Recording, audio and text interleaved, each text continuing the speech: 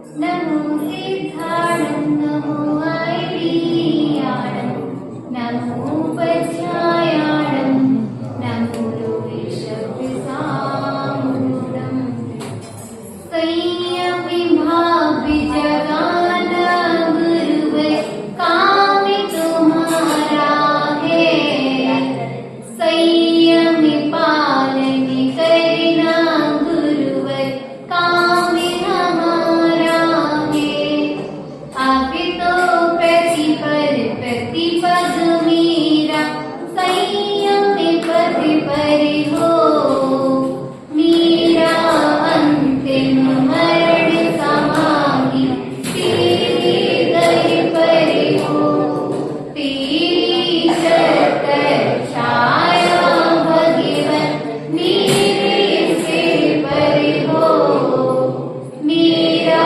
अंतिम मरण समाधि तेरे दर पर हो। देवदेव चिंतामणि श्री पार्श्वनाथ भगवान की आचार्य श्री विराट सागर जी महाराज की आचार्य श्री विष्णु सागर जी महाराज की आचार्य श्री विभव सागर जी महाराज की आचार्य सिद्ध श्री माता जी की समय विश्व धर्म की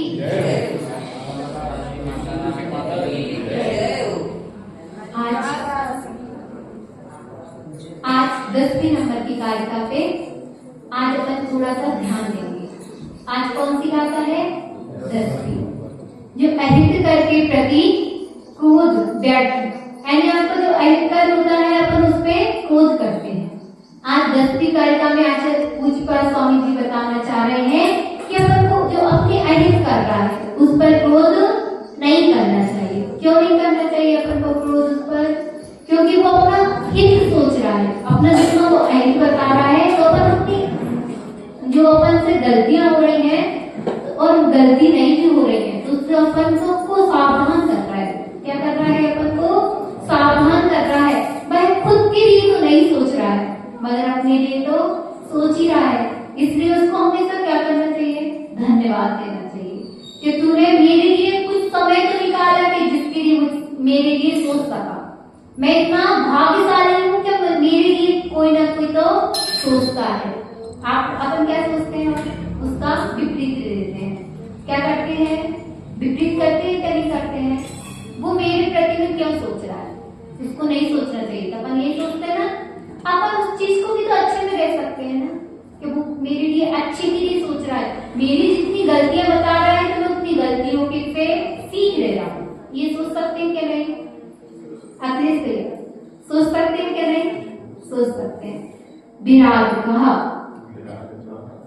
कथम हन्ते जनाय परि कुप्यति विराट का कथम हन्ते जनाय परि कुप्यति विराट का कथम हन्ते जनाय परि कुप्यति प्रियम गुलम पादयन पादाभ्याम स्वयं दंडेन पात्यते त्र्यंगुल्यम पादयन पादाभ्याम पदाभ्याम स्वयं दंडेन पात्यते विराट का कथम हन्ते जनाय परि कुप्यति त्र्यंगुलम पादयन पदभ्याम क्या पदभ्याम स्वयं दंडेन पात्यते विराटिका कथम हन्ते जनाय परि कुप्यति त्र्यंगुल्यम पादायन पादाभ्याम स्वयं दंडेन पात्यते। इसको पढ़ना आएगा कि नहीं आप लोग को? नहीं आएगा। एक बार पढ़ के बताओ तो।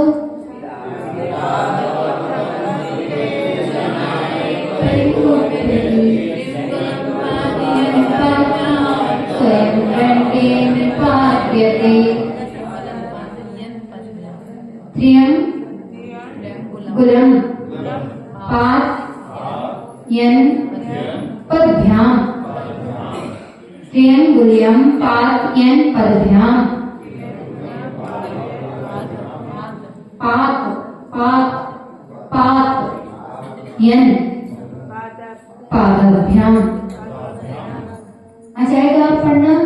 स्वयं दंडेन पाद्यते पात पात पाद्यते। अच्छा एक बार पढ़ना। एक बार सुना दो।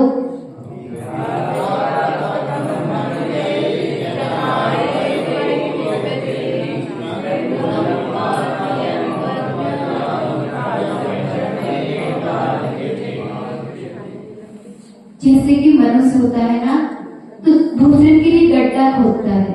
क्या करता है? दूसरे के लिए गड्ढा खोदता है और उसमें खुद स्वयं गिर जाता है। इसमें आचार्य परमेष्ठी कह रहे हैं विराधकाम, यानी अपकार करने वाला मनुष्य। क्या करने वाला? अपकार करने वाला मनुष्य। हंते जनाए, यह मारने वाले मनुष्य के लिए। किसके लिए? जो अपकार करने वाला मनुष्य है, वह मानने वाले मनुष्य के लिए कथम परिकुप्यति, क्यों क्रोध करता है? अब क्या बोल रहे हैं? जो अपकार कर रहा है मनुष्य, तो उसके ऊपर आदमी क्रोध क्यों करते हैं? यानी जो अपनी गलती को बता रहे हैं अपन उसके ऊपर क्रोध क्यों करते हैं? त्र्यंगुलम, 3 अंगुले यानी फावड़े आदि का भूमि पर। अपन क्या करते हैं? फावड़ा देखा आपने? उसमें क्या रहता है? वो 3 प्रकार की अंगुली रहते हैं ना, तो उससे क्या करते हैं? जमीन को खोदते हैं। पातयन यानी खोदने। क्या करना? पातयन यानी खोदने, लकड़ी के बेल द्वारा। पातयते यानी गिराया झुकाया जाता है। आप जैसे अपन लकड़ी से, गोद से, फावड़े से किसी चीज को खोदते हैं, तो अपन को क्या होना पड़ता है? नीचे झुकना पड़ता है, और फिर क्या होना पड़ता है? फिर उठना पड़ता है। इसी प्रकार से अपन भी किसी मनुष्य को अपन क्या कर रहे हैं? गिरा रहे हैं गड्ढे में, तो अपन को फिर क्या करना पड़ेगा? उसको उठाने के लिए नीचे झुकना पड़ेगा। वैसे ही कर्म है। क्या है? अपने कर्म है। अगर अपन किसी को नीचे गिराने के लिए कोशिश कर रहे हैं, तो पहले अपन को भी गिरना पड़ेगा। पड़ेगा कि नहीं? किसी के प्रति अपन भाव गलत बना रहे हैं, तो पहले तो भाव अपन ने गलत बनाए ना, तब तो जाके दूसरे के प्रति अपन प्रेषित कर पाते कि नहीं? पहले तो स्वयं गंदे हो गए, फिर दूसरे को अपन गंदा करने जाएंगे। अपन ने कोई भी कपड़े गंदे करने हैं, तो पहले अपने हाथ गंदे होंगे क्या नहीं? ऐसे ही अपन अपने भावों को गंदा कर रहे हैं। कैसे कर रहे हैं?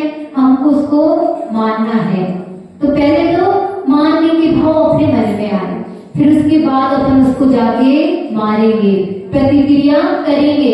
पहले तो मन में सोचेंगे कि हमको उसको ऐसा करना है, उसको ऐसे सताना है, उसको ऐसा करना है, तो पहले तो अपन अपने मन में सोचे ना। इसलिए अपन आचार्य परमेष्ठी कहते हैं मन को गंदा मत करो। किसको? मन को गंदा नहीं करोगे तो आप स्वयं स्वच्छ हो जाओगे। अब इसमें बात आती है कि जैसे कि 3 अंगुली वाले फांस उठाने के लिए सामान बने लकड़ी के या लोहे के औजार से फावड़े की जमीन पर कूड़ा कचरा उठाते हैं, धरते या पृथ्वी पर खोदते हैं, उसी तरह से जो हमारा कर्म है वह भी हमको क्या कर रहा है? कभी ऊपर को ले जाता है और कभी नीचे को। तो मगर वह कौन कर रहा है? स्वयं अपन कर रहे हैं। कर रहे हैं क्या नहीं? कर रहे हैं क्या नहीं?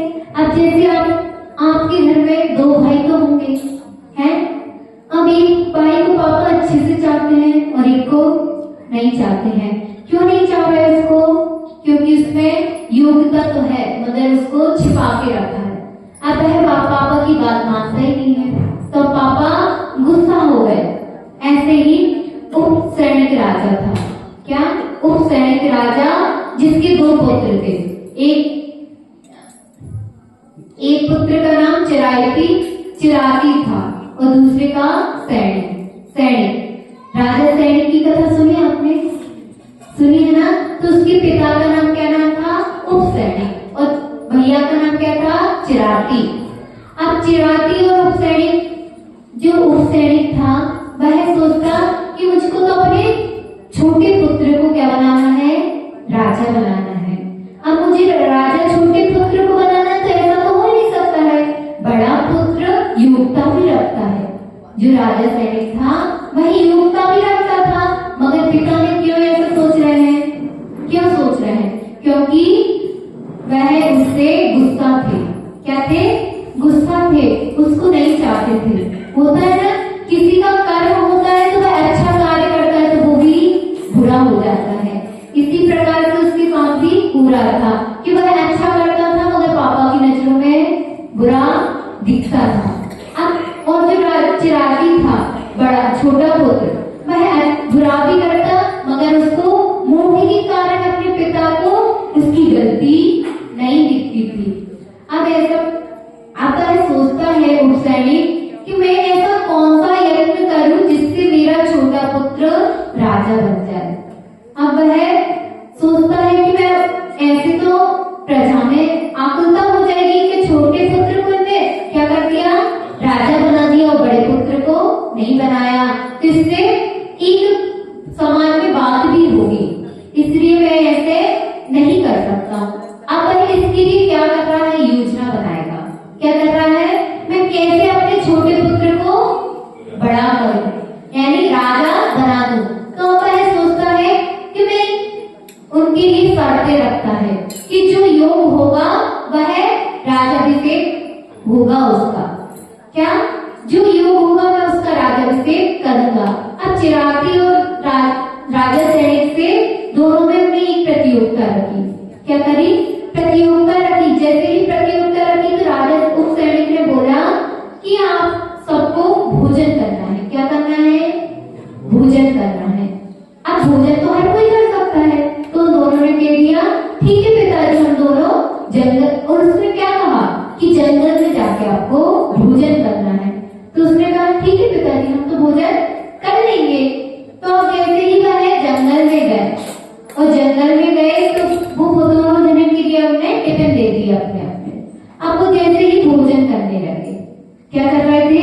भोजन कर रहे थे, तो उस सैनिक ने 500 कुत्ते छोड़ दिए उनके पीछे। अब जैसे ही कुत्ते छोड़े तो क्या आप लोग सबसे भोजन करने बैठा रहोगे? क्या क्या उठ के भगोगे? क्या करोगे? उठ के भग जाओगे। तो भाई कुत्ता क्या करेगा? आपकी जैसी थाली रखी वैसी रखी रहने का क्या करेगा? उसको चाट के चला जाएगा, उसको खाएगा। क्या फिर वो भोजन आप कर सकते हो? नहीं कर सकते हो। उसी प्रकार से अब उसने जाके समझाया कि हमारी सही शर्त तो क्या है कि इन 500 कुत्तों के रहते हुए तुमको भोजन करना है।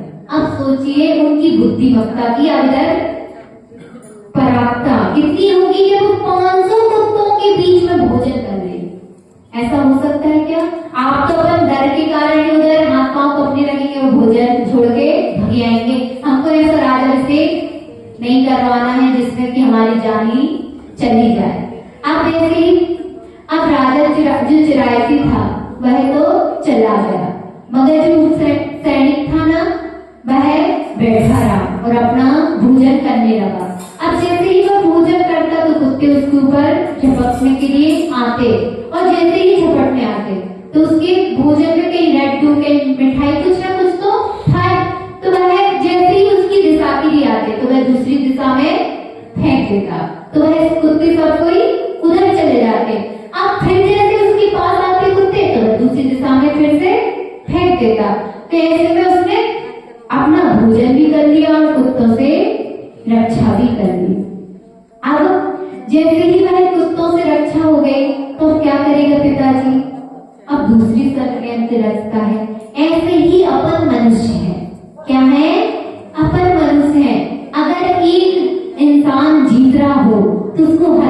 लिए अपन बहुत सारे से षड्यंत्र रचते हैं कि नहीं? रचते हैं। अब कोई को ज्यादा जमीन मिल जाए तो फिर देखो हम पापा ने ऐसा हमारे साथ कैसे कर दिया, अब हम पापा को बताते हैं। फिर अपन क्या करेंगे, पापा की इज्जत भी करना बंद कर देंगे। अपन ये क्यों नहीं सोचते हैं कि हमारा कर्म का उदय था, इसलिए हमको पापा ने नहीं दिया, हमें इतनी क्षमता है तो हम अपने बाजू से कमा लेंगे।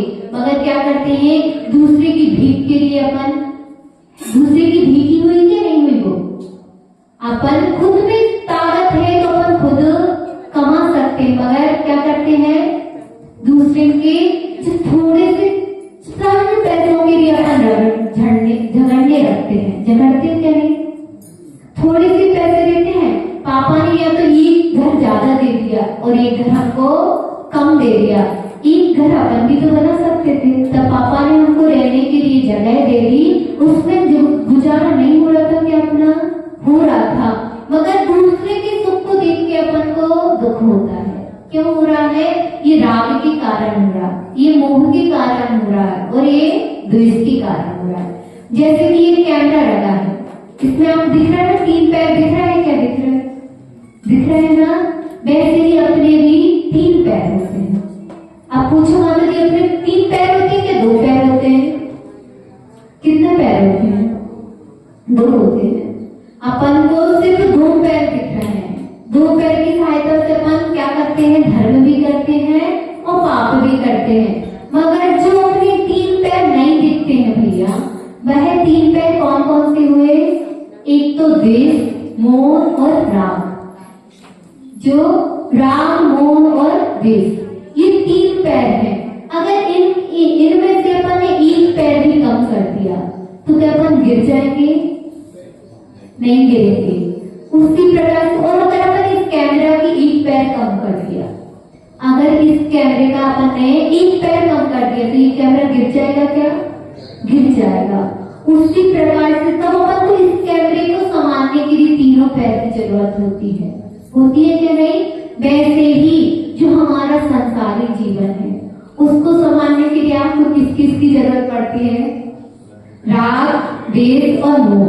अगर आप इन तीनों को नहीं संभालोगे तो आप अशरीरी हो जाओगे। इसलिए क्या करना है, कैमरे संभालने के लिए तो आप 3 पैर की जरूरत रखो, मगर खुद को संभालने के लिए रत्नत्रय के 3 रत्नों की जरूरत रखो। कौन कौन से हुए? सम्यक दर्शन, सम्यक ज्ञान और सम्यक चारित्र। इनकी अगर आप अपने पास हमेशा रखोगे तो जी राग, द्वेष और मोह आपके पास कभी भी भटकने ही नहीं पाएगा। इसलिए हमेशा 3 रत्नों को अपने पास संभाल के रखो। अब आचार्य परमेष्ठी कहते हैं आपकी शादी हुई है क्या नहीं हुई? हुई है ना प्रिंस भैया? तो आपकी शादी हुई थी तो आपकी भाभी की विदाई भी हुई थी ना? तो विदाई के समय क्या हुआ था? सब कोई खूब रोए। रोने के बाद क्या हुआ? वह गाड़ी में बैठ गई भाभी। अब गाड़ी में जैसे ही भाभी बैठी तो उसके बाद गाड़ी स्टार्ट हुई। अब स्टार्ट हुई तो उसके बाद क्या करते हैं, जो भैया में रहते हैं वह गाड़ी को रोकते हैं क्या नहीं? जैसे ही गाड़ी को रोका तो अब आपको गुस्सा आना चाहिए कि हमारी गाड़ी को क्यों रोक दिया है? आता है कि नहीं आता है? उस समय तो गुस्सा आता ही नहीं है। क्यों? हम अच्छा कार्य करने गए हैं तो हमको उसमें गुस्सा नहीं करना है। अगर हमने गुस्सा करा और भाभी को वापस दे दिया तो बताओ क्या होगा? क्योंकि उसके भैया रोक रहे हैं तो आप क्या करते हो, जैसे भी इनसे भैयों से छुटकारा मिले तो ऐसे छुटकारा पाते हो क्या नहीं? उनकी जो बात होती है उसको आप पूरा कर देते हो क्या नहीं? करते हो। उसी प्रकार से आचार्य परमेष्ठी कहते हैं कि जो कन्या रूपी वैराग्य है उसको अगर आपको पाना है तो आपको कोई कुछ भी कह रहा है तो उसकी बात को सहन कर लो। जैसे कि आप विदाई करवाते समय हर बात को सहन कर जाते हो ना, उसी प्रकार से आप जब धर्म करते हो तो आपसे कोई ने कुछ कह दिया तो आप उसको पलट के जवाब मत दो। क्यों मत दो? क्योंकि सहन करोगे तो एक दिन परमात्मा बन जाओगे, और सहन नहीं करोगे तो क्या बन जाओगे? दुरात्मा।